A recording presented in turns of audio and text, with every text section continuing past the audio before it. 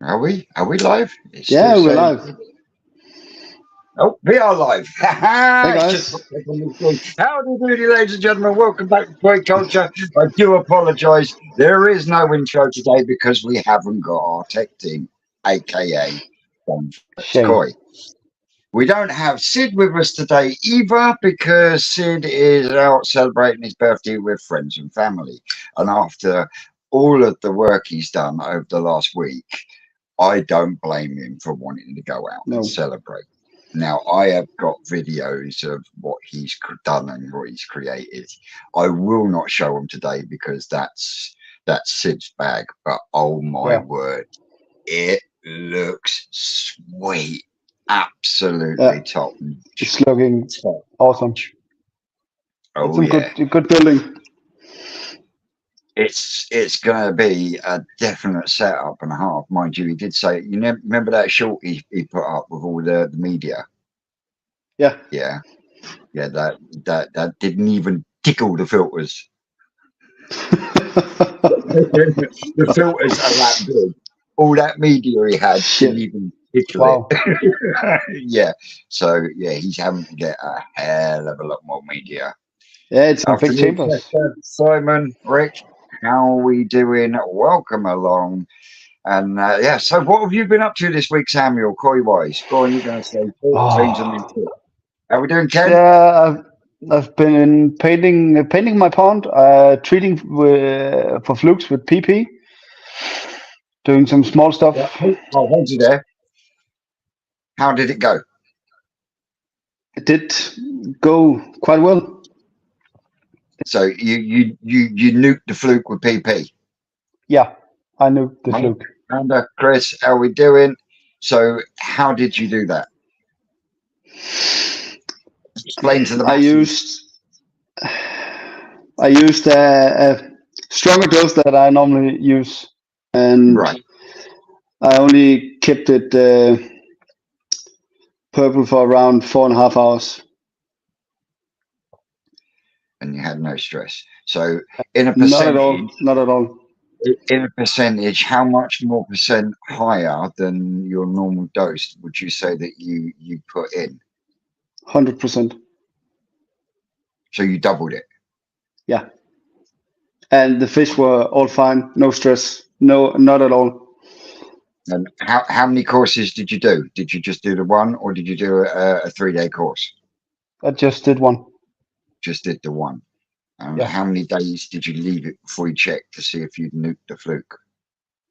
So the treatment was on Friday, so it's 2 days ago. 2 days ago. I haven't checked, You haven't checked but yet. they no, but no flashing, nothing.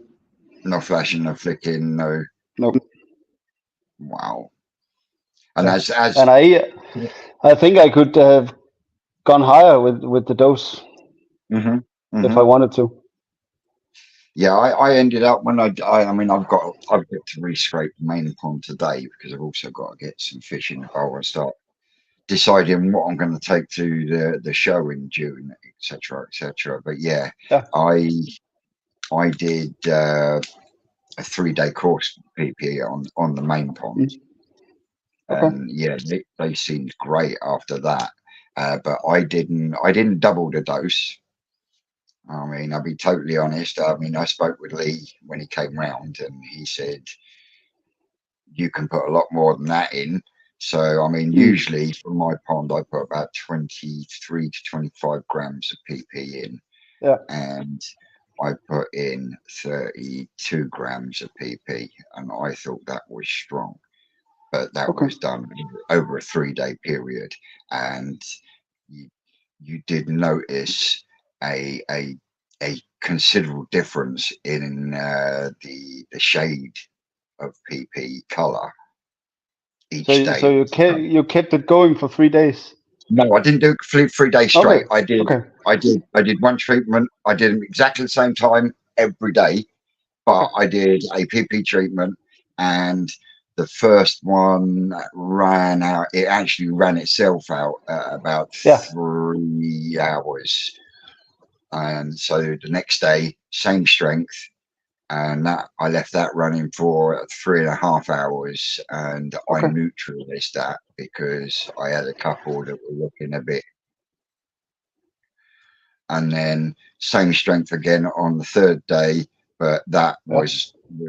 was only in there for 3 hours before I neutralized it, Okay. and I've only seen the occasional flick, but nothing that would make me consider that I've got a major infestation.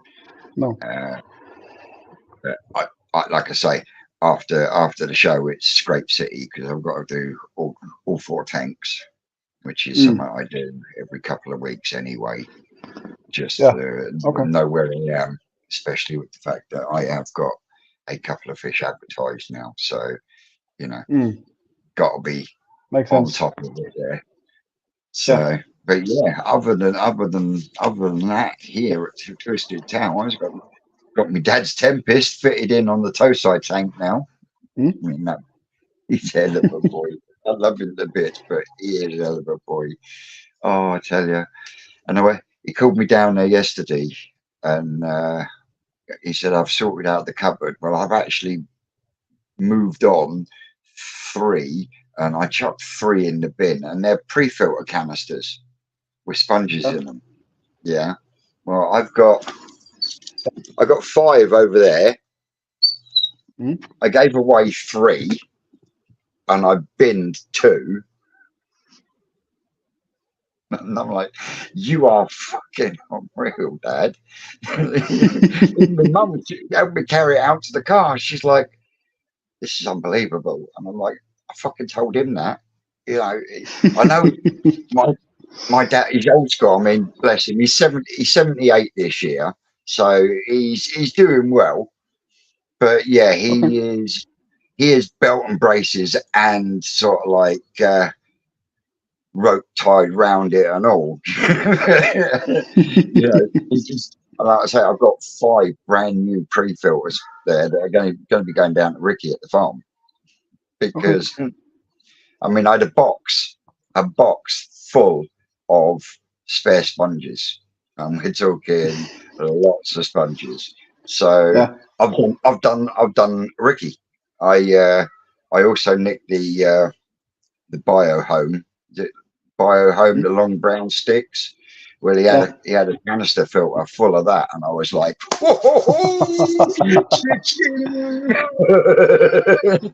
so that went straight in the filter on the IPC tank. Yeah. I'm telling you. And then I was looking at these. I mean, there's a box and a half of sponges, and literally, I was like, fuck it, they're going in and all. So I'm doing a real Ricky on the filters on my IPC tank and see if I can keep signal while I show you. Awesome.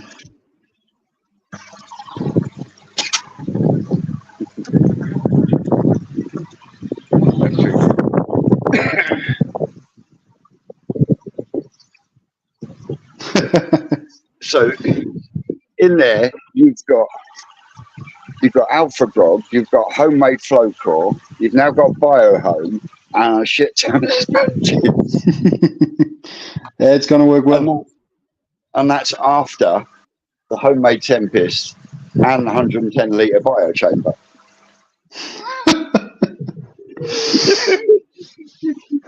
Crazy. So yeah, once that tank scrapes clean, then I'll be filling it with fish. Mm. so Awesome. so yeah, that was a result last night. The only thing I'd like to do on that system now is take the pump that's on it off and get another Mm. Veriflow on there. It did have a Yeah. Veriflow on there, exactly the same as the ones on the Tosai tank, but that decided to shit itself. The 3600 is my spare one, so yeah, I would like to get another Veriflow on there just so I can get the speed up a little bit more. Yeah. And then once I can do that, all that media and that shower is just going to come into its own. Mm. I've also got on either end of that top tier, there is a big chunk of calla lily bulbs. Okay. That's why there's a gap. That's why there's a gap either side on that lid, Yeah. so that they can come up. Once they come up, they grow voraciously. The more shit you produce in that thing, the better they get. Mm. Honest to God. I mean, perfect example was the pond I had out in the front garden. Remember the old twisted koi pond? That run on air lifts and filtered by plant beds. South facing, and I never got blanket weed in that pond. Oh. My main pond, or you can see now, it's shaded out there. Mm. Blanket weed is the bane of my fucking life with that pond. Yeah. But talking about that pond, my pa did pull me, well, actually, Ma pulled me one side yesterday when we was, after we'd done shopping, because I always go out with my Ma on a Saturday shopping. And she pulled me to one side of the pond and she said, right, how much is it going to cost you to do this as well, you know, as in rebuild my pond? Mm. And I'm like, it's not going to be cheap, man. I said, because not only have I got the blocks to worry about, you've got the sand and cement to go in there to make the mortar. You're going to have to put in blocks in. I'm going to have to put a concrete ring in to sit them on. I'm not worried about the Mm. base because I want a flat bottom and I want to line it with 2 inches of polystyrene. So that's not a problem. I said, Mm. but you're going to need a skip to take the old shit away and the bit of soil that's, well, I say bit of soil and soil that's going to have to come out, you know, and that's not including pipe work, liner, whatever I do. I mean, I am thinking of going down the same route as Matt from Koi Central. Good channel. Go over Yeah. and check him out.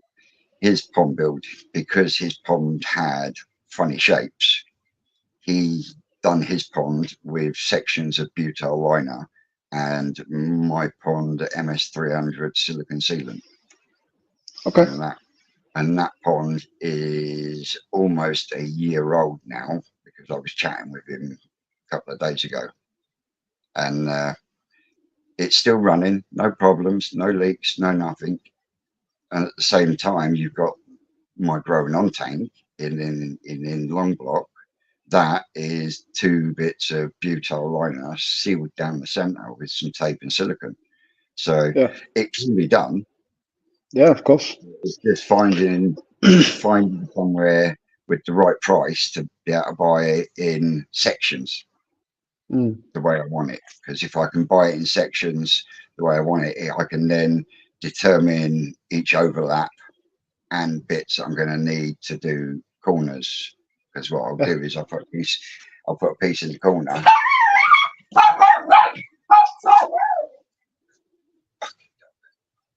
Yeah, I'll put a piece in the corners first, Yeah. and then I'll butt up, and then I'll Mm. corner over the top again. And I think that's going to be the best way to do it because I Yeah. know box weld liner. You're right, David. Box weld What? liner is going to cost me a fucking fool. Yeah. They're not cheap.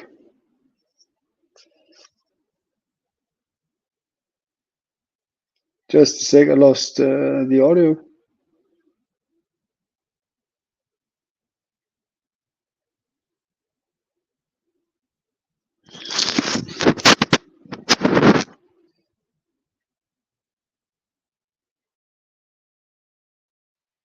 Is he gone? Oh, hello. Yeah. I'm back. I'm back. Yeah, he's back. Yeah, I'm back. when I built the tank in long block, that is 2 inches short of 4 foot in depth, 4 foot long by 2 foot wide, Mm. and they quoted me 200. It was over 260 or £280 for a box weld liner for that. Wow. Yeah. So if you think a pond that's 9 9 by 8 by 10 by 10 by 5 foot deep. Box road liner for that is going to cost a small fortune.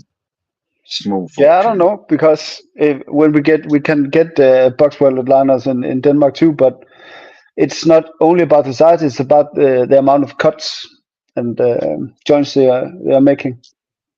Mm-hmm. So my buddy got one box welded. It was 2 by 2 by 1 meter, and it was the same price as the one I got a price on that was half the size.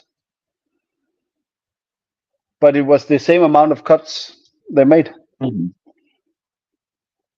So I don't know. We get butt fucked in this country. Yes, Simon, we do. We Yeah, do. I saw that one. The prices on Koi are ridiculous. Mm-hmm. Not just koi, mate. It's Yeah, anything everything. to do with koi, and Yeah, the price goes up and up and up. Koi tax.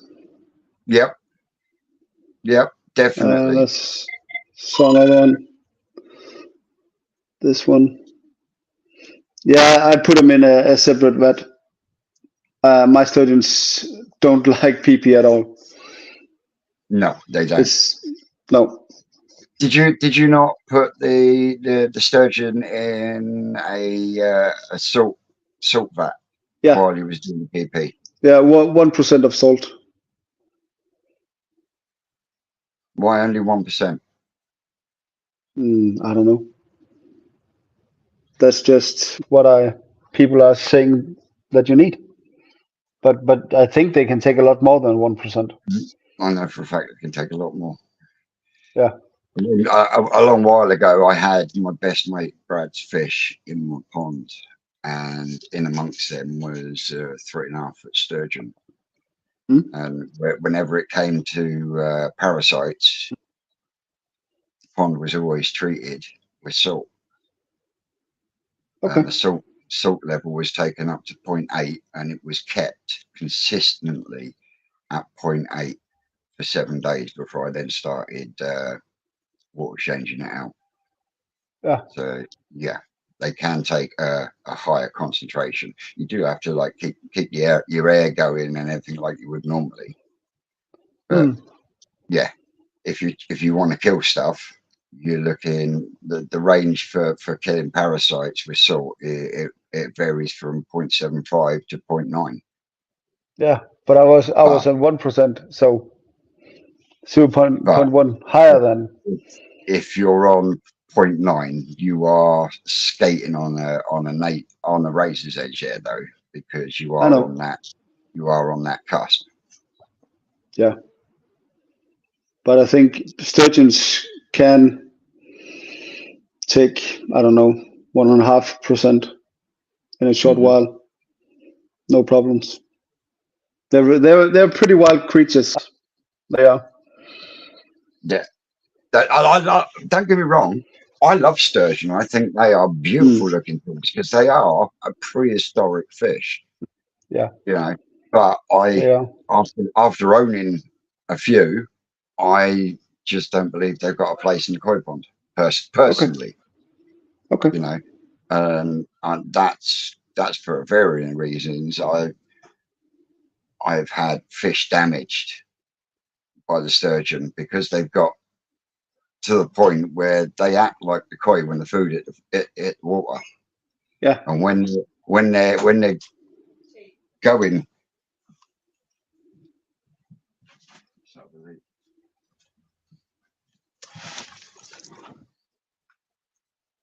Right, what was I saying? About the sturgeon feeding in the top Yeah, with the koi.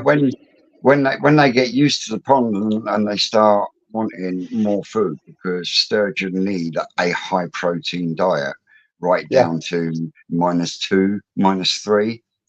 So Mm. they become voracious feeders, and I have known and had it myself where because of that skeletal thing they've got on their body, it does damage koi. I mean, Okay. Susan is my witness. We went to a place up in Gloucester, and we were going there specifically to get a platinum ogon.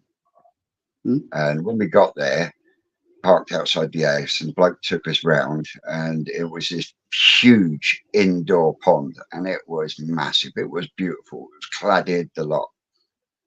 And anyway, we must have been in there about 20 minutes looking at these platinum ogons. She said, "Oh, I really do love your pond." And he's like, "This isn't my main pond." And of course, my koi darling's like, "Whoa, another pond!" you know, can we have a look? And this pond was huge, had a curved window on the front, and he literally he stood there and he said, "Watch this." And he chucked a handful of food in by the glass, and within seconds, this sturgeon was up. And as Susan and I was, he put his hand in its mouth, no word of a lie, and he flung it down the pond. This thing done a couple of circles down the bottom end of the pond, come straight back up at the food for him to do it again. It blew my mind. The thing was that tame, Wow. but that was where my love for that. I was like, "Oh, I really like them," but then you get the other side of it where you've got so many places, especially in the UK, that sell sturgeon with no information on how to keep them. Yeah, that's a problem. And if they haven't got flow, if they haven't got air, or if they haven't got high protein, they turn into a horseshoe. Yeah. Their back bends inwards, and they float on the surface. And trust me, doesn't take long for a sturgeon to start going slimy once he's dead. No. Yeah, I had in the old shed before I had the wooden tank. I had a plastic vat in there, and we were struggling with parasites. So I put Brad sturgeon in there. I had an albino sturgeon, and I had it was a diamond cross beluga. Real pretty it was. So we had 3 fish in that vat. Overnight, the pump failed. When I come down in the morning, the water looked milky, and all I could see was two fucking horseshoes floating on. I went to pick them up, and they start to disintegrate. It's weird, but Brad's hadn't fully started to go, so I spent the next hour in the main pond with my hand in its tail, pulling it up backwards and forwards. I must have been there for about an hour before it kicked into life, and he ended up keeping that for another year. And when he moved it on to someone else, that was 4.5 foot long, and it still hadn't finished growing. No, they get crazy big. Some of them definitely.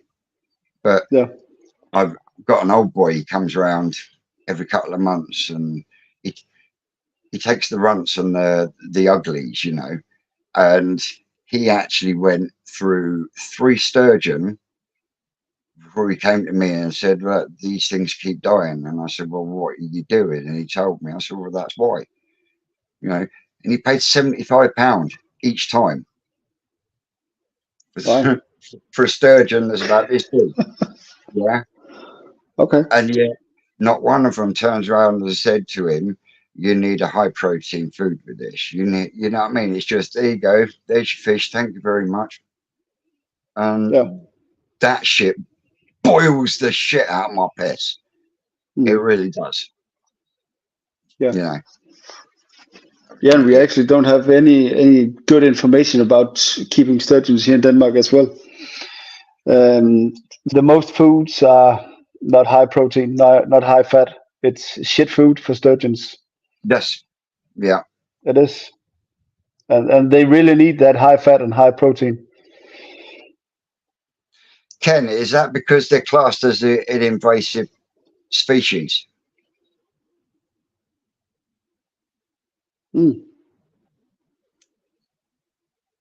It would make sense in Canada. If it was invasive. Yeah, Canada are very much like Australia in that when it comes to Yeah, but Canada sanctions, got aren't some they? pretty nice sturgeon fishing. Mm. I think it's Canada in some of the rivers up there. I know. Well, it's took him 9 or 10 years ago now when I had mine. 10 could be longer. But there was a company, I bought it from a specific company in the UK. And at the time, they were the only company or farm, sturgeon farm Mm, in Europe that was actually harvesting caviar without killing the fish. yeah, Whereas everywhere else in the world, 9 times out of 10, to get caviar, they just kill the sturgeon. And yeah, this farm in the UK and this company were it's actually on the news as well that yeah. I have seen it. they're the only company, and that's where I got mine from. But Okay. again, when I phoned up to ask him what we had available, his first question is what size pond have you got? What fish have you got in it? Yeah. You know, so but you don't get that from these garden centres and No. need aquatics. It's just it blows my mind, it really does. Yeah. Yeah. Nobody. No. I don't know. There's no shops that really know something about sturgeons. No, You have to find something on Facebook, YouTube, that stuff. yeah, it's crazy, it really Yeah. is. I tell you what is, I tell you what, we've had a really good week down the farm, and Hmm? even though we found flukes in the pond, everything was going really well until yesterday morning. I got a message Oh. from our Ricky. Hmm? You're going to put it up. You're going to put it up, mate. I got sent a little video, and I thought this would make you lot chuckle. Go on, Sam. Roll the video. Just yeah. Give me a sec. I'm on my phone. I hate this shit. Uh, Blame it's Shane. yeah. Damn you, Shane. Much easier on.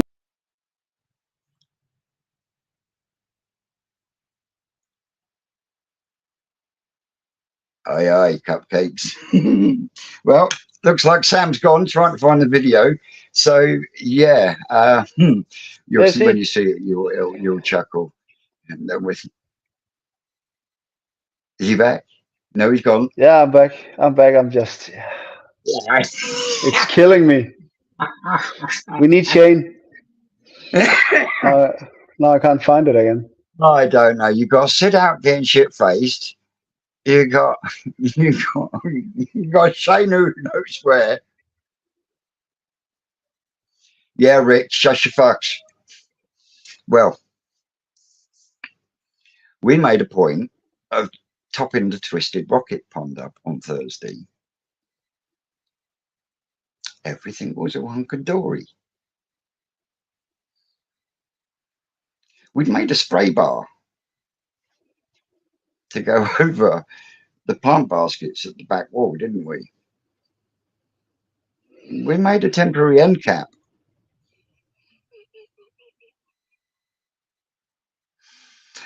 Oh yeah. When this got sent to me yesterday morning, I was like, when Sam when Sam I can't. manages to find it. I don't know where to look. I can't find it. Oh Oh wait, man. I got it. I got it. I got it. Go on then.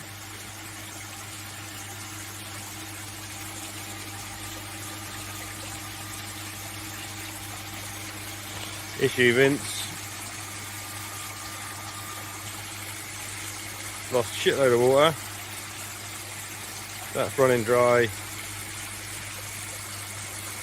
And there's an issue.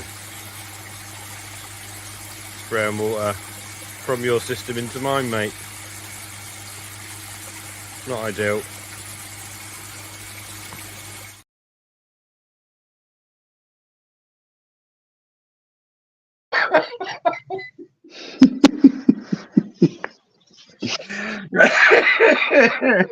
So yeah, you could imagine how I felt yesterday morning. Yeah. The second thing to come out, I've got a cap for that in my box here.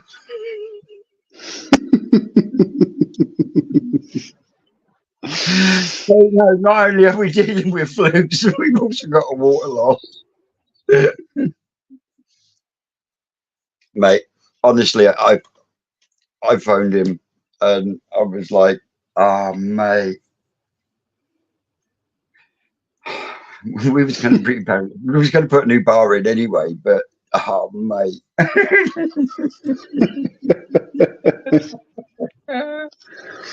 Oh, Yeah. the problem is that means that Rick's ponds have probably now got flukes as well. Yeah. Because That sucks. it's pouring straight out of our spray bar into his settlement chamber. Now, those two tanks at the moment are linked by a joint in the center. Yeah. Once the food sales starts, there'll be a fitting put in there to separate them. So yeah, it was flowing out of our pond in the Rick's filter and then just overflowing out to waste through his pond. Nope, Mate. that's not ideal. Oh yeah, definitely, Simon. Definitely. No at all. But been a wicked week. Managed to get some real bits down here, Rick. Hey, I don't care. I got nothing to hide. Yeah. That's just it, mate. I don't give a shit. If I fuck up, I fuck up, innit? You know, you pick yourself up, dust yourself down, and you fucking go for it again.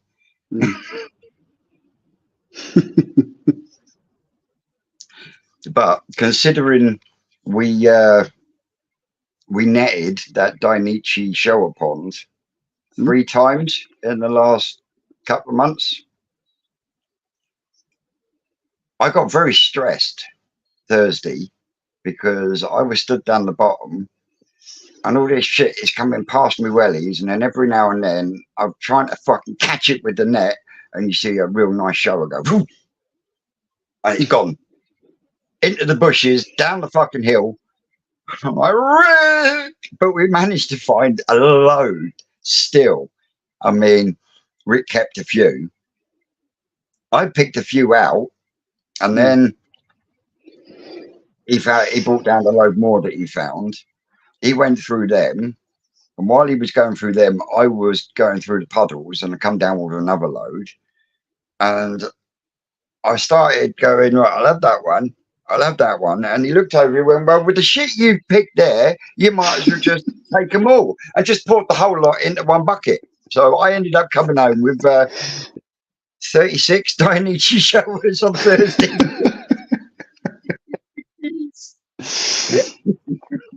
So yeah, I need to do the scrapes later so I can start doing a little bit of higgity-piggity shuffledy around with some fish.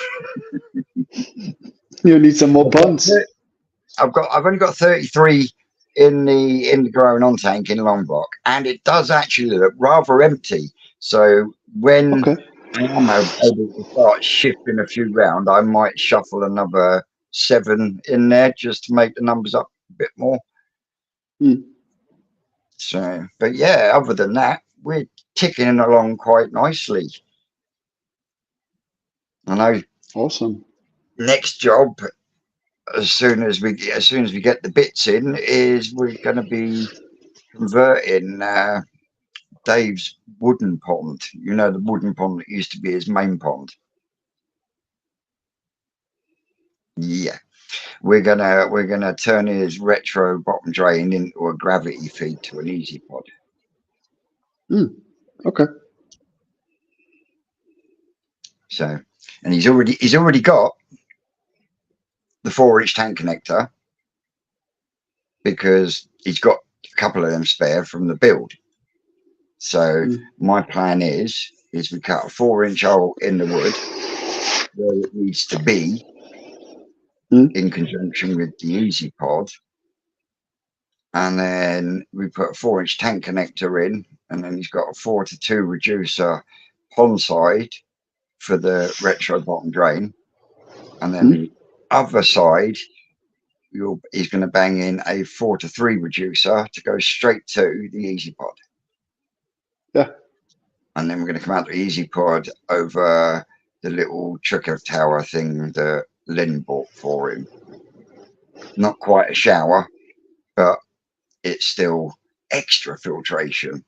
Yeah. And then once that's up and running, there'll be a few coming out of the main pond then and going into said wooden pond. And then what he's not keeping will stay in the IBC tank, but then anything he wants to grow on a little bit longer, he's going to take out the IBC tank and chuck them in the wooden pond. And then we're hoping, touching wood, we're hoping the early hours of Tuesday morning we're going to be able to go live because the koi are spawning. Nice. Yeah. At present, as far as I'm aware from last talking to Ricky yesterday, the plan was to get the fish out today if the pools were up to temperature. Now, considering it was quite warm here, down there it would have been even warmer. So there's a bloody good possibility that the temperature's right for him to then try, I say try loosely, to catch out some of the broodstock that are in. And for those that have actually been to New Forest and done the Access All Areas tour will know what I'm talking about.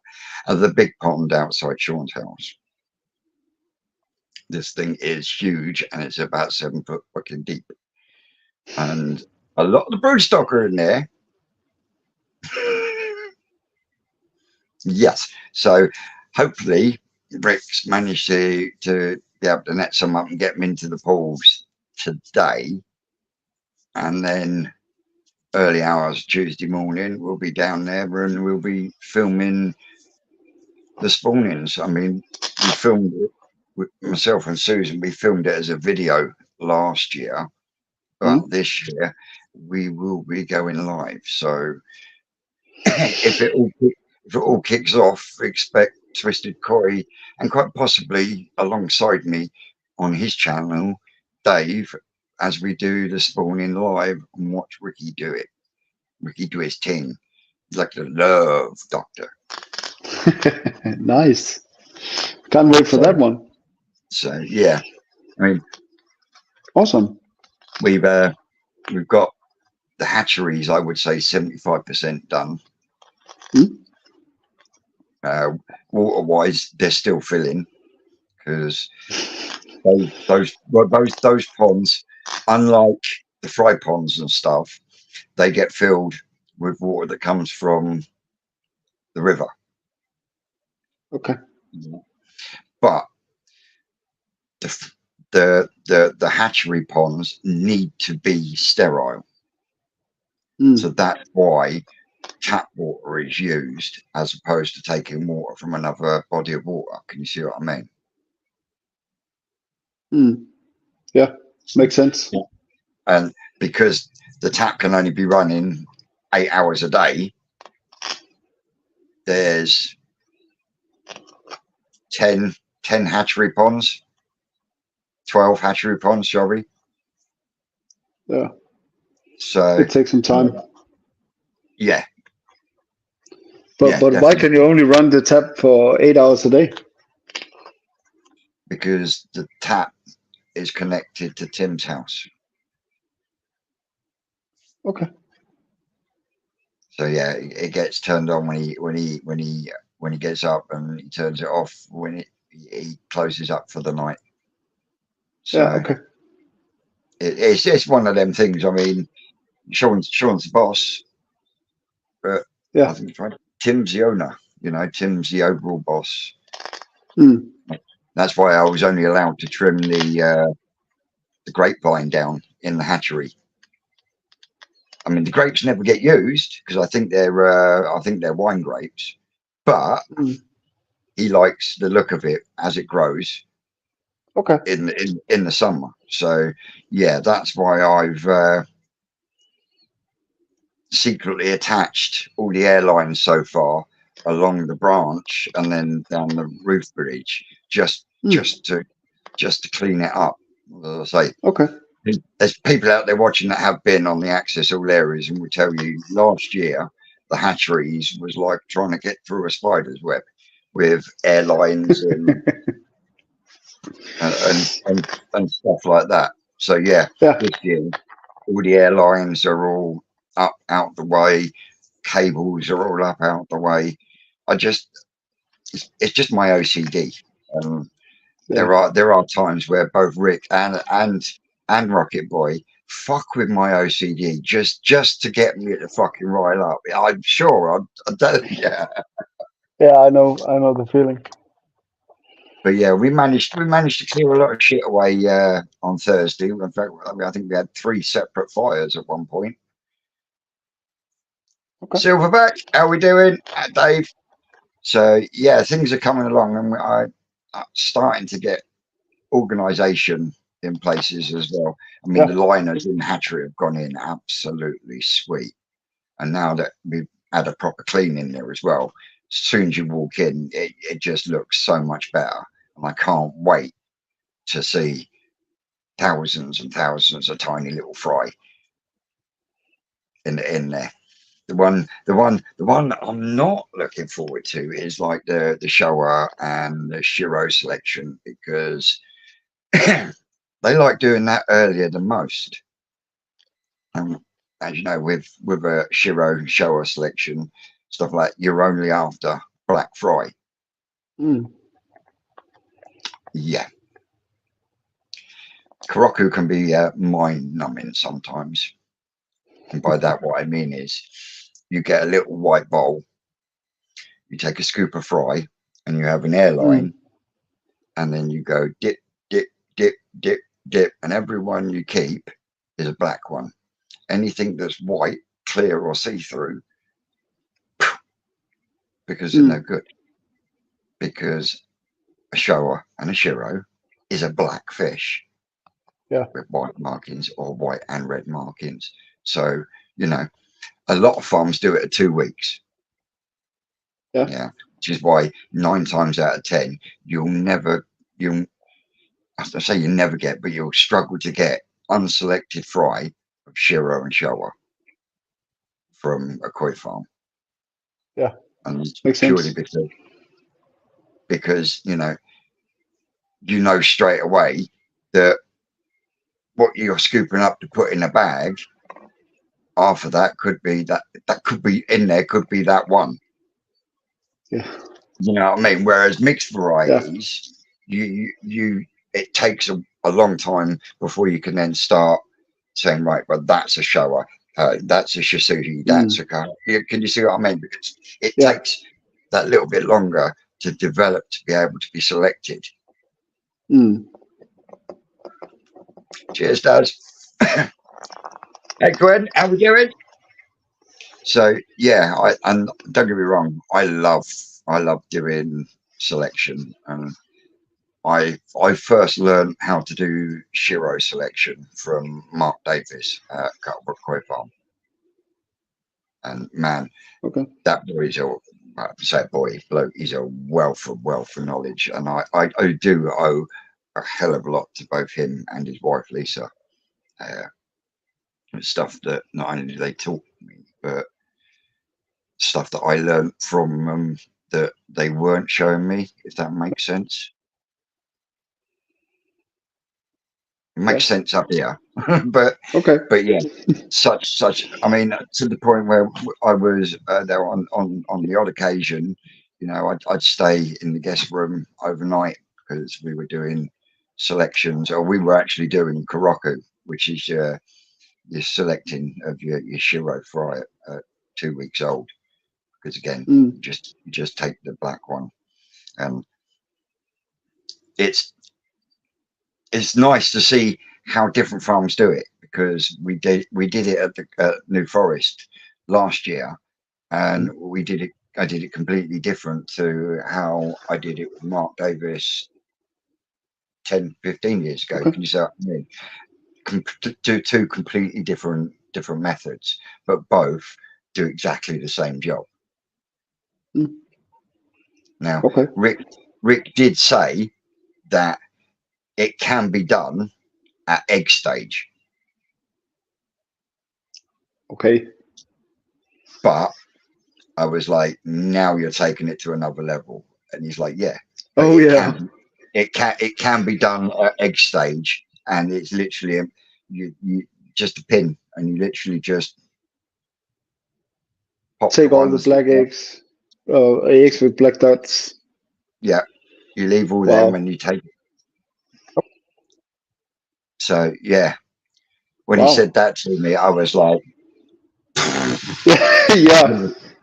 Honestly, once you've honestly, Will, next time you speak to him, ask him, because I was over last year's Access All Air. It was the very first one where he was talking about the spawn-ins and stuff, and I said, yeah, do you do your Shiro at 2 weeks? He said, no, we can do them at a week old, and you can also do them at egg stage as well. And I was like, really? And he's like, yeah.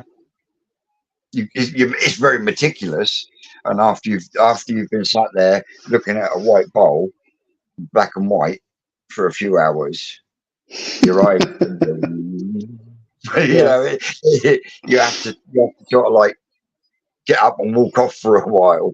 But it's fulfilling, because you know that you're actually aiding the person that you're doing the selection for, because you know it is a bloody mind-numbing, meticulous job, and the more you've got doing it, you know, it just makes things a hell of a lot easier. But yeah, you find most farms do it at 2 or 3 weeks old, and then the ones that don't get selected either get fed to bigger fish or just put in a bucket and binned, basically. Yeah. Which is why I get so upset when we lose fish like we did on Thursday out of that waste pipe. Because you guarantee that there's going to be at least one real good fish that slipped through that lot and it's gone through, you know, and line it out. I don't like seeing things die unnecessarily, you know. Now, if it's a fry it's never going to develop properly or whatever, well then, yeah, that's a Scooby snack. Whether it be to a bigger fish or a dog, you know, and that's part of selection. But I just hate the thought of the fact that I reckon we must have lost a good 50 or 60 fish down that pipe that was whooshing down the bank. But like Rick said, you know, at what point do you stop? Especially when you've got so much that needs doing. Good point. See what I mean? You know, we'd emptied that pond 3 times, 4 times.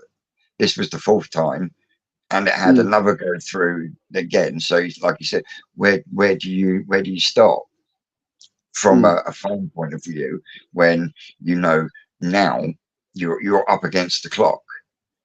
Because if the spawnings go well on Tuesday, then he's got to make sure that those ponds are disinfected, filled with water, and starting to colonize Infathora and Daphnia and stuff in there, ready for what's going to be coming out of the hatchery in a couple of weeks' time. Can you see what I mean? So it's a real push now to try and having to rebuild the Munger tunnel and then build the brood tunnel hasn't really helped. But it will help long term. It's going to be a major league complete difference for the guys. Yeah. Because as all 3 of them said, they're not getting any younger. you know. And those brood ponds, when they originally had those little tunnels over them, you know, like they said, when we were 15, 20 years ago, it weren't a problem. But getting in and out of them, because there was only a gap of about this deep, you know, about foot and a half. About bloody time, Will. Get on with it. Should have been finished by now.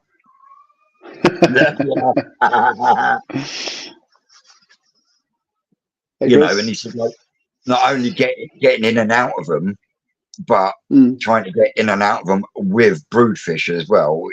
Has got to the point where, you know, and honestly, once we've got everything in order and how it should be, and I get let loose in there, and I can get the last of those trees and bushes out of them middle runs, Mm. that that that tunnel is going to work so well, and it's going to be so much better for the guys, business Yeah. wise, and for being able to know what they've got, where they've got it, and everything else. Can you see what I mean? So, Mm. and to be able to be part of that, it's just wow, Mm. you know, Yeah. and not just that, to be able to have, you know, I say it's my pond, but it's not. It's mine and Dave's pond. But you know, Mm. Dave will speak for himself. But yeah, for me to have a pond that I can call my own at a koi farm, Mm. and, That's awesome. you know, it's just Mm. crazy. And you know, being part of the stuff that goes on down there, like the open days, you know, and I know we've been the driving force of Mm. the access all areas, and I am still trying to get an access all areas this year, despite the fact that some scumbag last year, 2 days after the last tour, nicked the farm quad and a load of fishing tackle. So yeah, it's still up in the air, that one. But yeah, Mm. if we can't get an access all areas, then I'm hoping that we can do some kind of open day. Uh, Yeah. but Ricky's going to be coming to the national with me, so Mm. I'll be representing there, because a good chunk of the fish that I'll be taking, I think you'll find I'm going to be taking from fish that I've had Mm. from Rick. You know, Okay. Yeah. Big Betty's definitely going. I really want to take the Gimrin Soragoi. Mm. Uh, I've been told by a couple of people to take the Becco, but you know, I I honestly think that I've got better fish than the Becco in smaller sizes, and Mm. I Okay. know I know because of the way it goes on our judging and stuff, Becco has its own category. So if it took the Becco and it got benched as a Becco, you know, if there's no other Beccos in that size class, you know, It's pretty easy. you know, Yeah. it's an easy. But I don't want to be known for an easy win. You No. know, if I do take something, I want it because it's competed with other fish. Mm. Can you see what I mean? I Yeah. don't want to walk in there knowing that no one else is taking one of them. So I'm definitely in with a put prize now. You know what I mean? That's not what I'm after. You know, Mm. I want. Yeah. We actually have some guys at the Holland KoiKulture that do that stuff. That yeah, Yeah, make literally a go. plan and take the fish that nobody else is taking. Yeah, just so that they can. And Yeah. that's not competition. You know, No. Not that's at not. all. And I'm sorry, whether you've got £10,000 or 20 quid. You know, if someone's had the balls to put their hand into the ring, you know, you got to give them their Mm. fucking due. Yeah. I'm Yeah. scared shitless, you know, and not a lot scares me, but I am scared shitless about doing the national, you know. What? And I've had chats with Lee and everything else, Mm. but it's just, yes, I know I've got some really nice fish, but some of them, are they really good enough to take to the show? You know, Mm. you know. And then you Yeah, I got know. the other side of it. I mean, do I take my fish to a show and then look a total twat because they're in comparison? You know what I mean? I've got all this sort of shit goes on in inside the back of my head, as well as Yeah. the anxiety and everything. You know, Big Betty, she's just turning 70 cm. You know, and Mm.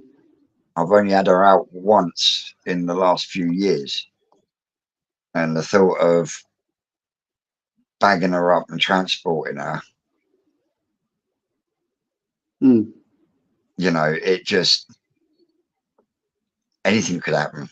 You know, anything could Yeah. happen at the shows. One of them might decide that they don't want to be in that vat, fuck off Yeah. outside and damage himself. I'm scared shitless of that because Mm. I think if anything happened to Big Betty, it'd kill me. You know, I'd be Mm. devastated. The same with something like the Gimrin Sorogoi, because the Gimrin Sorogoi was actually, you know, belonged to my best mate at one point in time. It was him that picked it. I was there when he picked it, you know, Yeah. because Okay. he picked. We was at Cutbrook Koi Farm and he picked two fish. One was a Gimrin Achieva and one was a Gimrin Sorogoi. The Gimrin Sorogoi turned out to be male, and the Gimrin Achieva turned out to be a Gimrin Sorogoi because it dropped all the brown off. And she's now swimming in my pond looking absolutely fucking stunning. And Mm. if something was to happen to her, you know, I'd I'd be fucking devastated. So I've got all that sort of thing going Mm. around in the head as well. Yeah. But the vat's been booked. So, and I've said I'm going to do it. So I'm going to do it, because if I say Yeah. something, I'm going to do it. I'm going to do it. You know. Yeah. You need to do. You need to. You know. Yeah. If it goes well, I might consider doing it again next year. But Yeah. yeah, this is definitely going to be a trial by fire. That's for sure. Because my setup's not £1,000 worth of setup, is it? It's Don't just, need to be. It and really don't need to be. this is one of the things I'm hoping, that there's more people. I said more people like me. It's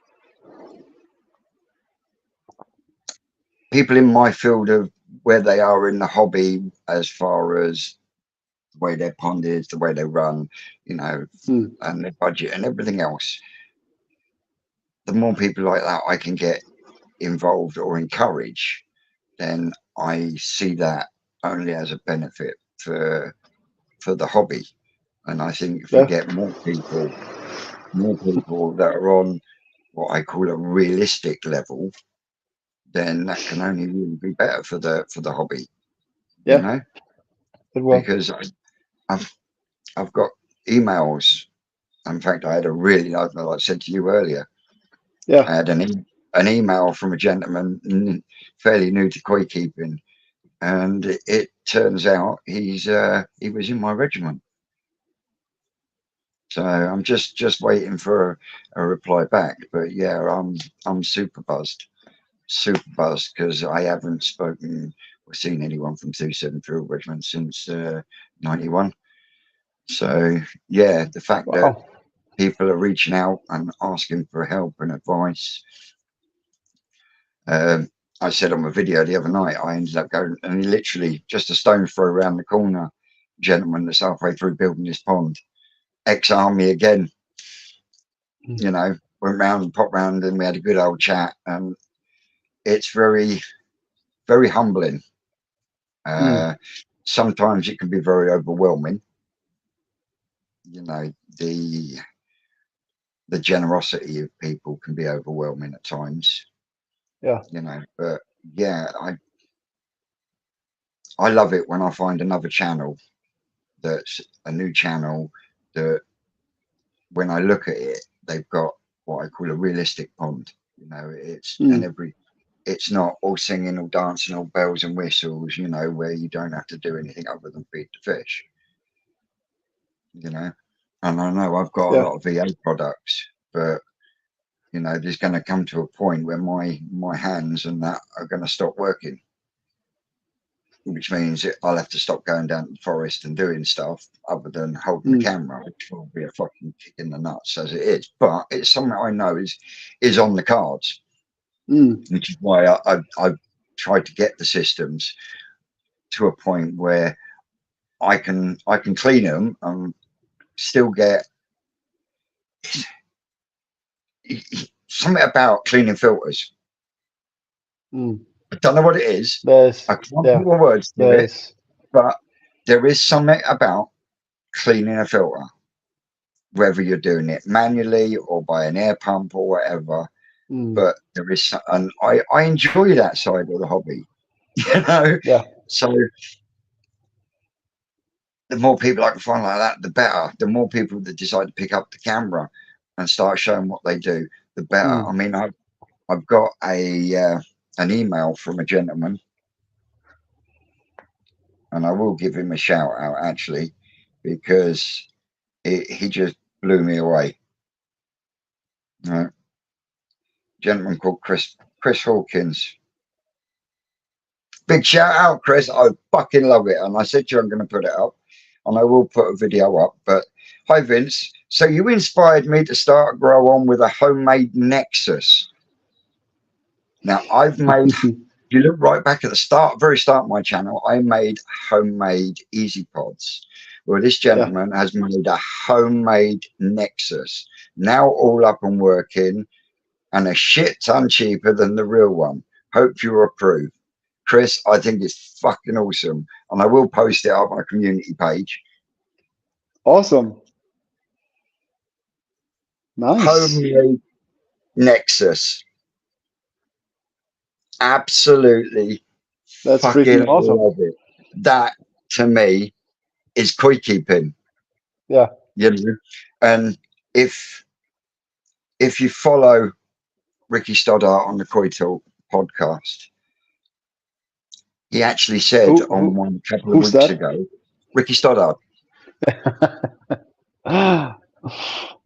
KoiKulture, the podcast a couple of weeks ago, he actually said, and I think his words, but I don't give a shit what people think. There is nothing wrong with using dustbins as filters. Not at all. If someone like Ricky can say that, you know, just look at any of my videos down at the farm. Most of the filters are made out of wheelie bins. It's fucking genius. Wheelie bins and static chambers, you know, but it works. It works. Okay. Yeah, that's I don't know, snobbery. Yeah, you don't really want a wheelie bin on the side of your pond, but it can be used, and it can be hidden, you know. Yeah, of course.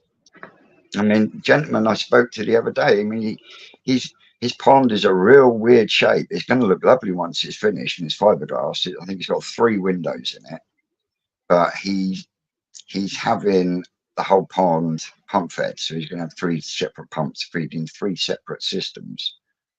So he's going to have no problem with his water whatsoever.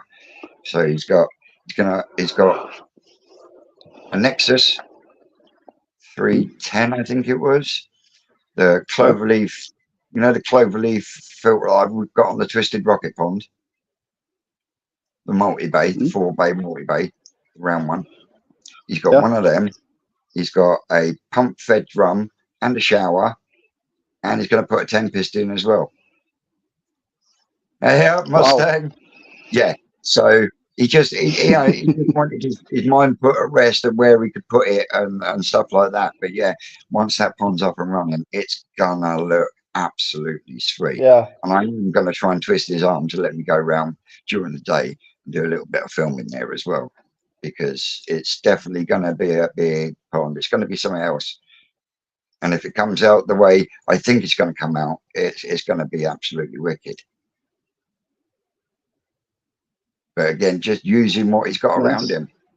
Yeah, and the bacteria on the media don't care if it's a wheelie bin or it's a 1,000 pound custom made vat. It doesn't matter. It doesn't matter. Not at all. Not at all. But yeah, when I got that email the other day with the old Nexus, I was just like, I showed Susan. I said, "You seen this?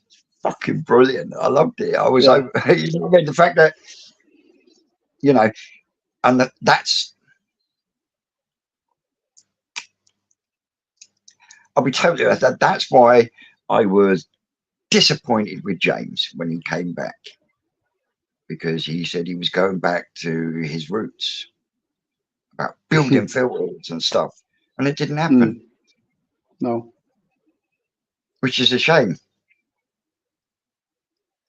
Bacterial culture. Yeah. Family. Let me show you. Let me show you. What are you talking about? Super excited. I'm super excited. It's PSP bacteria. Right, come on, explain then. I'm going to sit back. You take. So I tried to make it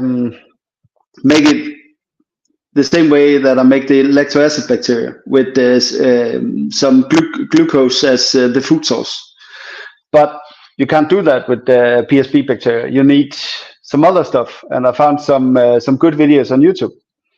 And for the food source, you actually need 1 egg, a tablespoon of MSG, and a tablespoon of fish sauce. MSG? What's that? MSG, that's the flavor enhancer they use in Asia. This is made in Vietnam. Right.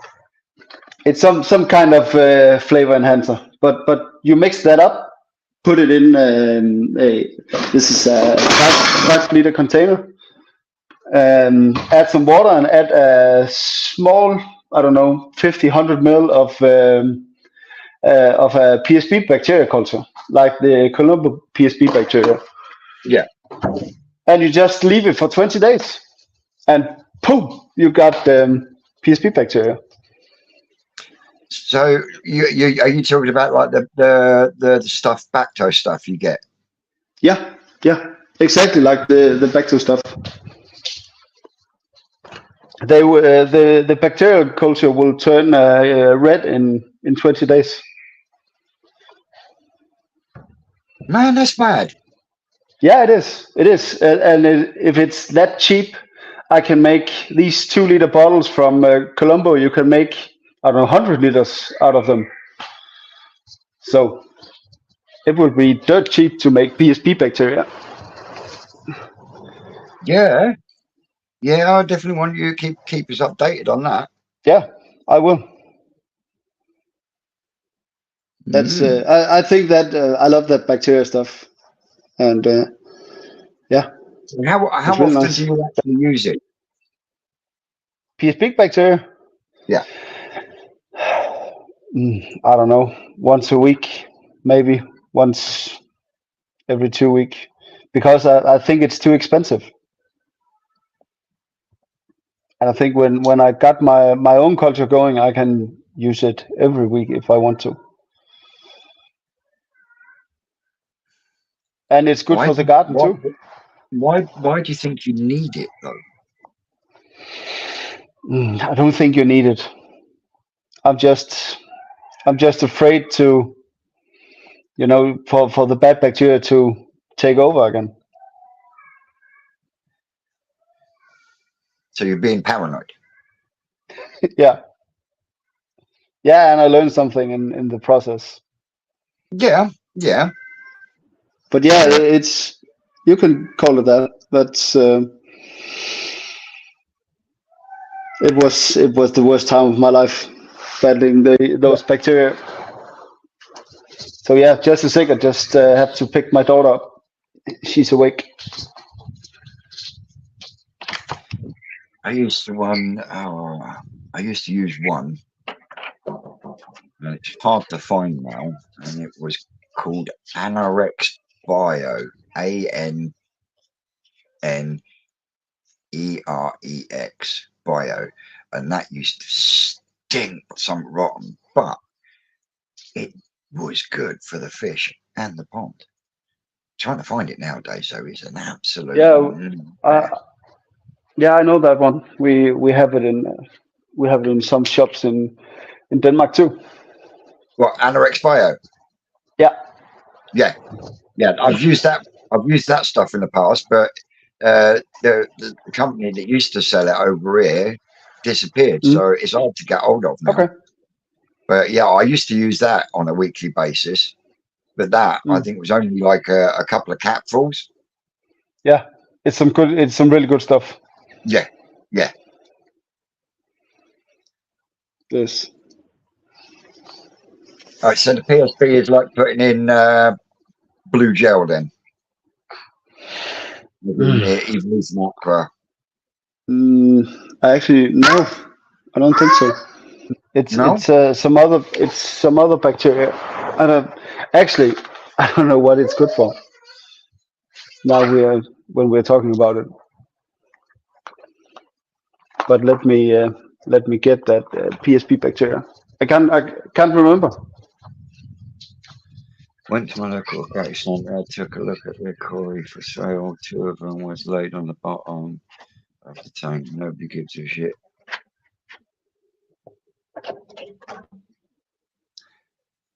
Oh no, I'm not judging about the bacteria thing.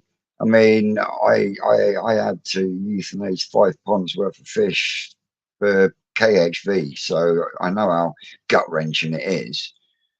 But what I mean is, you can't continue always being on the back foot, worrying that something's going to happen.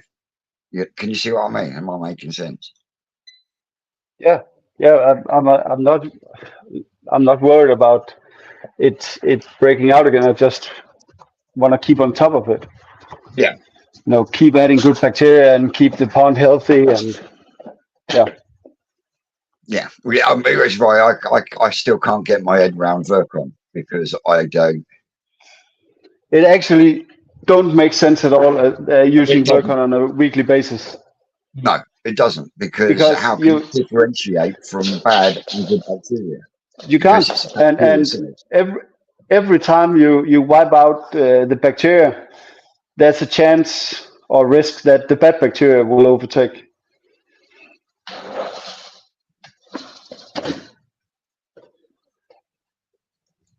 All right, cool. So it is a bit like blue gel, the blue gel stuff. Then just does different things. I mean, my pond at the moment is greening up, and I've got to net them up and bowl them up so I can start looking at what to take. I've got to take some pictures for Rick to look at and whatnot.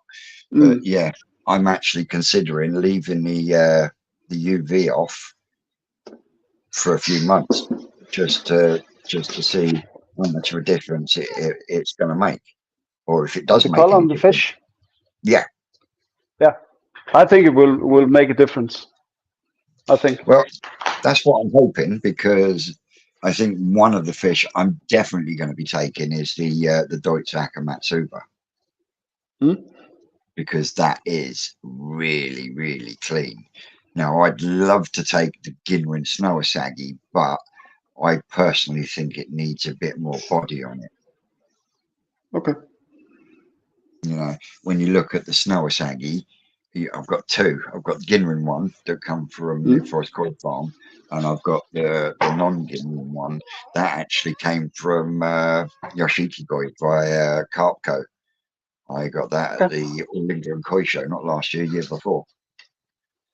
And the only disappointment on that is it's got a sumi spot just behind its head on one side, and it's got a really small sumi spot just behind its dorsal.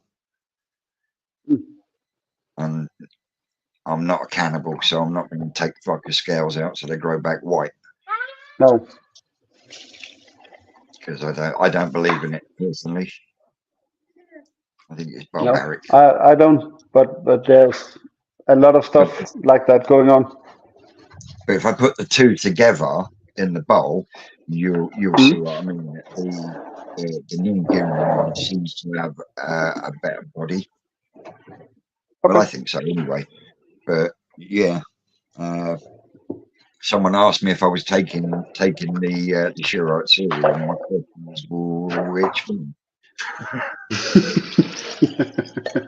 I've got 2. I've got the smaller one is Omasako, and the bigger one is Kaneko. I'm possibly thinking that they were on about the Kaneko one, because I think that's got a real lovely balance to it. Okay. But yeah, also making sure certain fish that I've got on my mind to use actually are around the size limit for the lowest size class, because size 1 starts at 15 centimeters to 25 centimeters. So might be chucking 1 or 2 into the growing on tank in the heat just to get it going a bit, just so get it up to the right size and whatever. But yeah, just under the limit, 24 cm or something like that. Yeah, I've spoken to it. I've spoken to a few people that have showed at the national.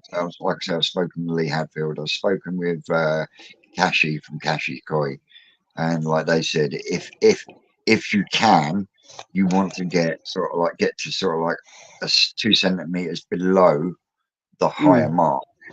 One, because it looks better in your bowl, and apparently it looks better when they're comparing that to other fish in that class that are maybe smaller.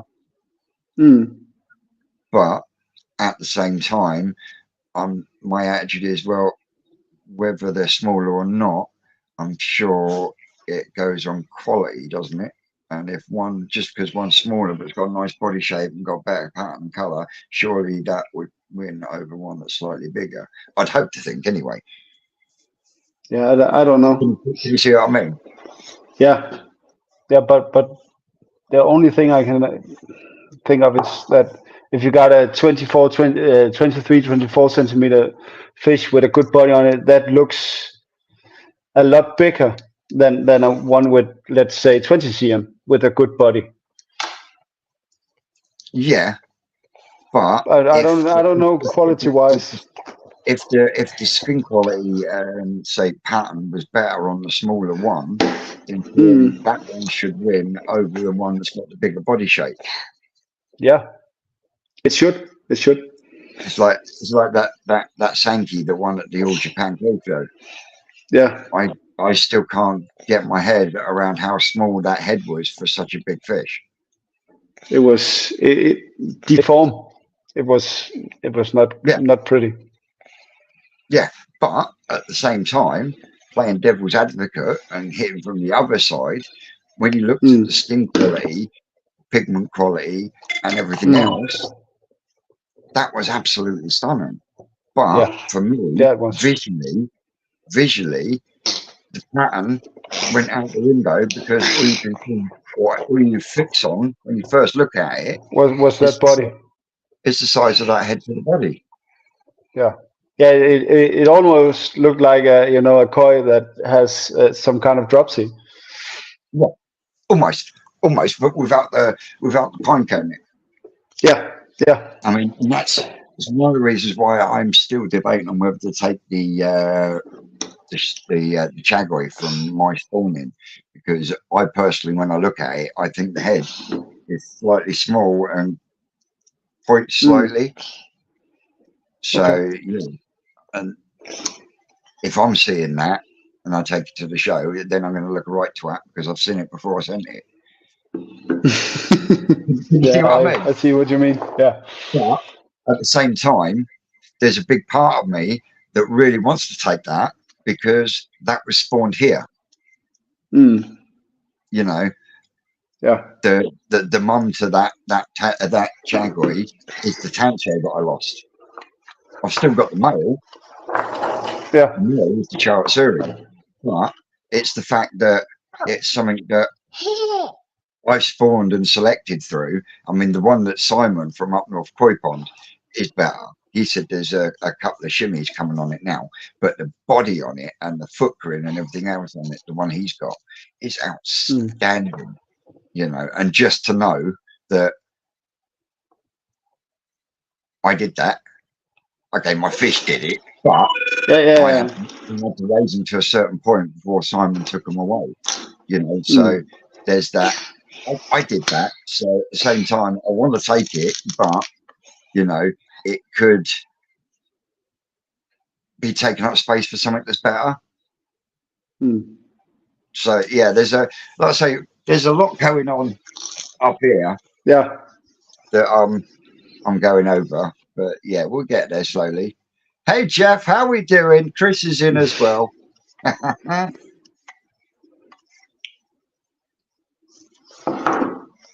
So you down in the fish room, are you, Jeff? And our Jeff, he loves the tropicals and everything. That's what his channel's about. But he did say he was thinking about putting a pond in downstairs in his basement fish room. Okay. He did. He did indeed. And we got Mustang in the chat as well. How is the growing on tank going, Mustang? It looks awesome. Looks awesome. It really does. Yeah. It does. Yeah. See. Ooh, what you dropped in there? Oh, is that the what one today, Aaron? I'm getting confused. It's not difficult.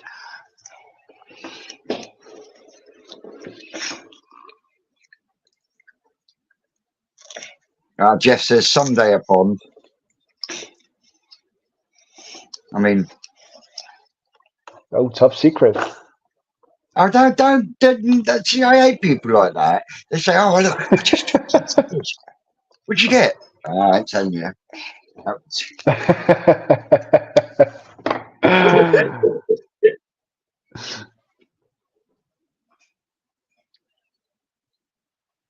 Yeah, definitely, Dave. Definitely.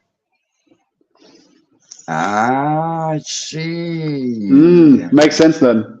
Makes sense then. Now we see. Yeah. So, what sort of temperature are you sitting at in your growing on pond, mate? And how much you feeding at the moment? Because with your temperatures, I bet they're hungry as fuck. Yeah. Mine is at 23. They're hungry as fuck. I forgot your daughter was next to you. Yeah. Oops. Oh, no worries. No worries. Well, I have had a development. Like I was saying, my mum and my dad have told me I've got to price up what it's going to take, because my dad has offered to buy the blocks. Okay. But like I said to my mum, it's all right having the blocks. What about the sand and cement to put them up with? And she's like, but write it all down. But yeah, we know where that's going. I've got the blocks covered. That's for sure. Definitely. Yeah. Thank you, Chris.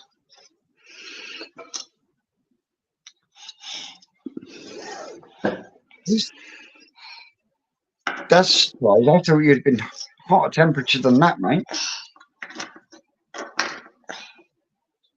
Only 18. What? Yeah, that was my response. Yeah, how comes only 18?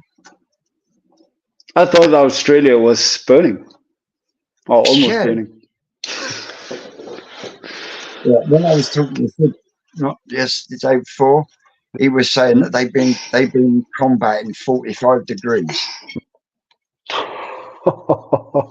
Wow. Yeah. 45 degrees, and they've got all that work done. You know what I mean? Mind you, he has had 2 work crews, one working day, one working night. But yeah, that's crazy. What they produce. I can't wait for him to show everyone next week. Oh, that's gonna be awesome. Yeah, it's some really nice work they have done. And yeah, the filters are massive.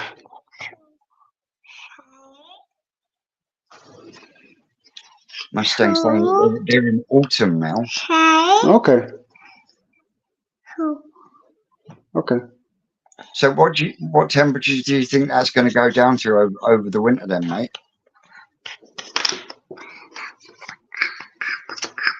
Farmers at 22 degrees, feeding about 250 grams. My grown prints heated to 27 degrees, and they get whatever I chuck in whenever I walk in. Wow. That was hot. Yeah, well, as the temperatures outside start raising, it'll go up to 30. But as I say, a company called Glorium have reached out to me, and hopefully we'll be able to collaborate together on a full spectrum line. Yeah. For those that are growing indoors, I think if it comes out well and it works well, then I think it will be invaluable for people growing on indoors. Yeah, for So, sure. yeah, just waiting for an email response there. Yeah, that's actually the only point that's the only thing you're missing when you're growing inside or indoors. Yeah. That's the sunlight. Yeah, definitely.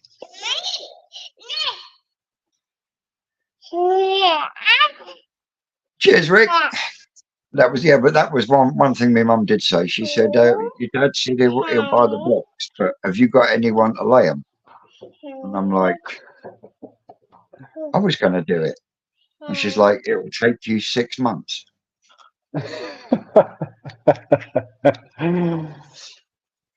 So yeah, I'll be on my lookout for a bricklayer.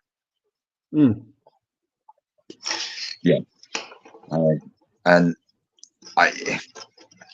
it's going to have to be done by someone who knows what they're doing, because the block's going to be laid on edge upright. Yeah. With some pillars on the front wall and the back wall. But yeah, I know I put long block together, but I mean, even now when you look at it, you can see it looks shit. I really can't wait to get some battens, polystyrene, and some feather edge just to make it look tidy. Because at the moment, I fucking hate the look of it. Yeah, but it's holding up. Doing the job. Bricklaying has got better. Look at the blocks we put down in New Forest. So I have got better, but my hands are getting worse. So yeah, there will have to be someone else to come in and put the concrete foundation in and then do the block. But yeah, makes sense. I can sit down and write them out a list later, because I won't be using the bottom grain that's in there. That'll be coming out.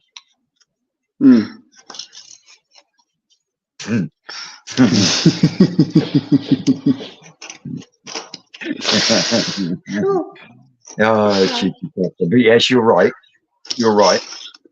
I had one wall, it went like that, but then it also went like that. Yeah, actually, I have the back wall of my pond. It's the back side is, it's going in a bit, and then I straightened it up, and just I fixed it on the inside, but it on the outside. Until you've watched Ricky lay blocks, you won't. Oh mate, I love that man to bits, but he's fucking such a messy worker. Such a messy worker, it's unreal. There was fucking cement everywhere. Oh yeah. Pointing with his hands and stuff. Yeah, and actually today it's actually a year ago since I started building on my pond. Is it really? Yeah. Gone that quick? Yeah. Shit, bro. That is precise a year today. since we start digging the hole. Well, happy anniversary. Thank you. That's it, you guys. I have a fish for the cloudy eye, which I can only put down to salt, but the others are fine. You'll probably find it's nothing to do with the salt, and it's got a cataract, No. and there's absolutely shit all you can do about it. Sorry. I also use 2 times 500 watt high dome.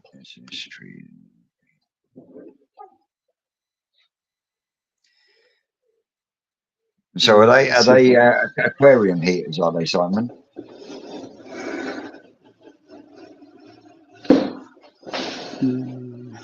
I mean, if you're using 2 times 500 watt fish tank heaters, you'd be better off getting an air source heat pump that uses a kilowatt and produces 5 to 7 kilowatts worth of heat. Yeah, but can you get that small air source heat pumps? Mine, yeah, you'll probably find it's a cataract, mate.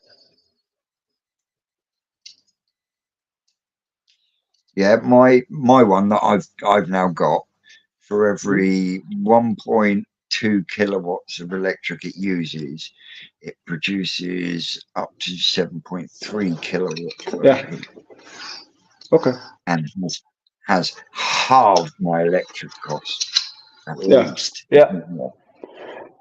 Yeah, I was thinking about getting one for my grower tank, but it's only 2,000 liters, and the smaller ones I can get here in Denmark is not working below 12 degrees. So, yeah. Right. I mean, I do put Perspex lid on it at night, or if it's a cold day, I tend to leave the lid on. Yeah, but I think I will do that next winter. Make a lid for it. I mean, I've made it. You do notice a difference on the amount of times that the air source heat pump doesn't kick in when you've got the lid on it. And of course, all my filtration is insulated in there anyway, including just I've been in there today redoing the insulation around the actual brickwork. A face of the pond that we see normally. So getting rid of the tacky gaskets.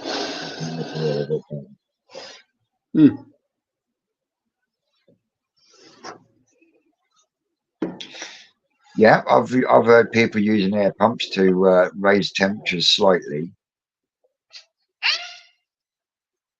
I think it's getting how do I say it? It's getting more popular in Denmark to use air source heat pumps. Yeah. We are. I don't know. We are a couple of years behind the UK on that point.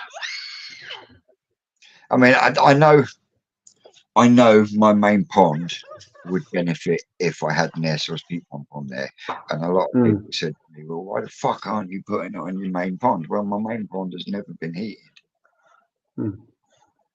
and and yes, I do keep a lot of the fish that I've got in my main pond. They started off in a heated tank, and I like to get them to a certain point, and then they go in the pond, and then they live a natural life in respect of the temperatures follow that I'm not Betty's growth. She's done that in the last 7 or 8 years. She was only in the grown-on tank, the old grown-on tank, about 8 months. So the rest of her growth has been done in my main pond. Can you see what I mean? Yeah. So I try to get them to bring out their potential to a point, and then they go into the main pond, because I'm a firm believer you can push them further, but the further you push them, the more chance you've got of actually damaging the pigment by stretching it too much. You Yeah, know. the pigment is one thing. The other thing is their internal organs. Yeah, that too. If you keep pushing them, I don't Yeah, think it's healthy to see a 70 cm knee thigh. I don't think it's good. no, It's too big. It's too way too big. no. And then you end up with like that Sankey that won the All Japan, that was literally all body and no fucking head. Yeah.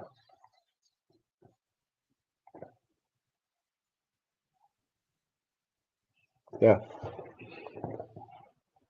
Yeah, I do mine in the grow and tank so they reach, I don't know, 40, 45 cm, and then they go out to the main pond.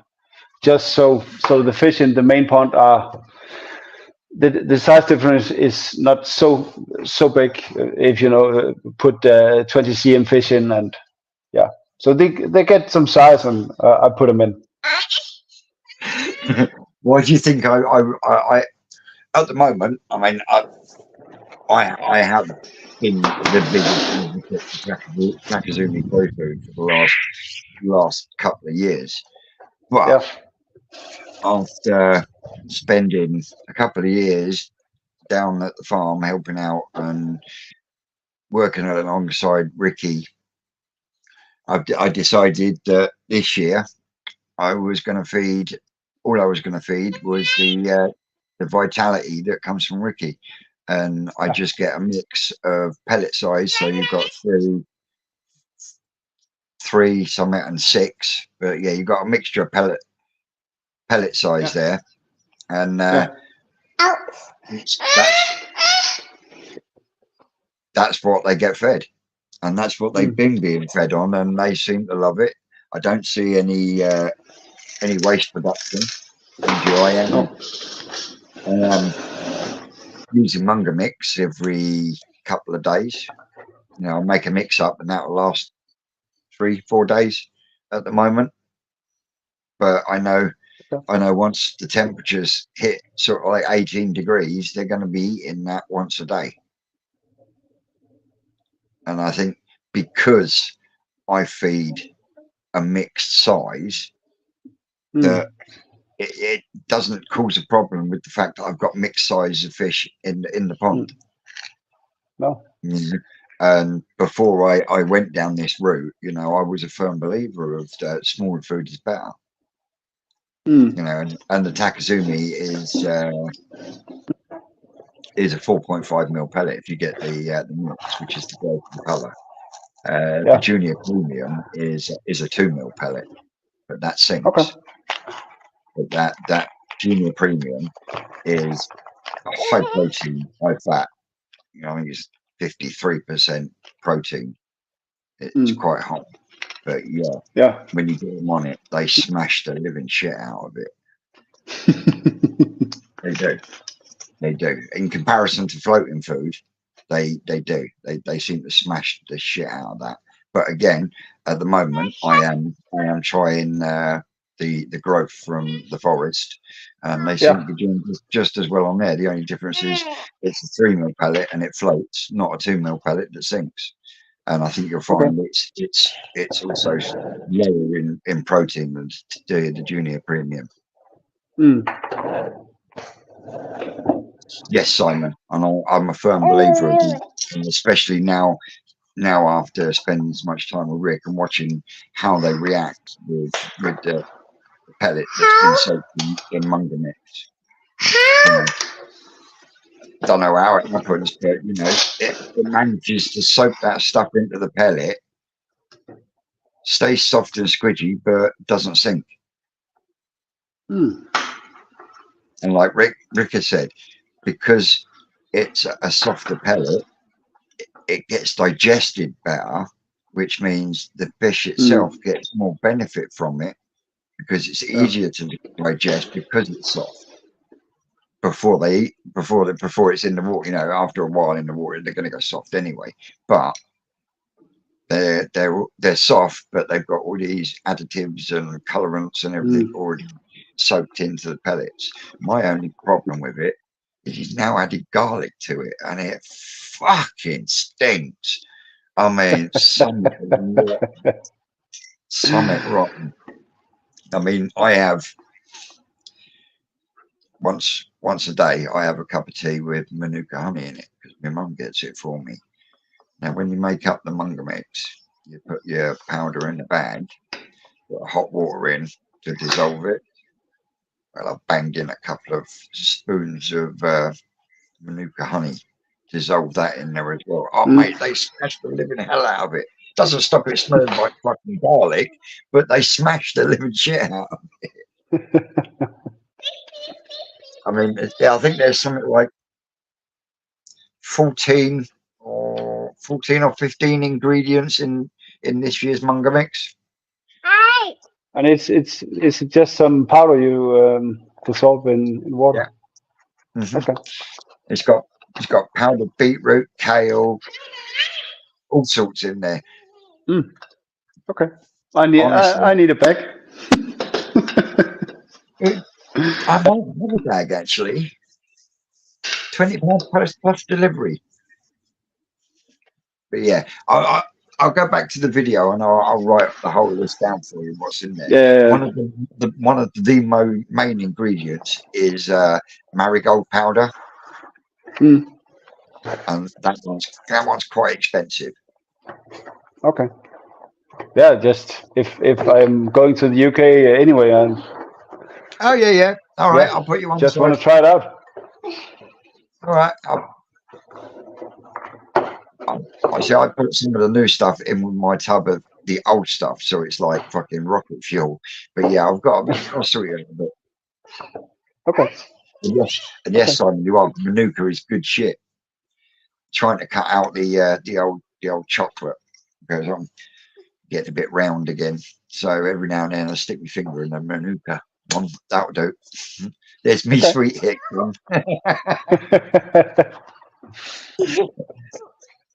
Just hope it stays like that, because otherwise I'm going to end up with another size waist.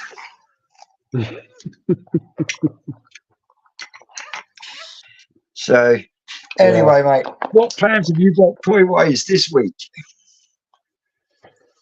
I gotta fix my greenhouse. I'm not finished in my garden yet. So, have you cut your hole in your wall for your air source heat pump yet as well? What holes?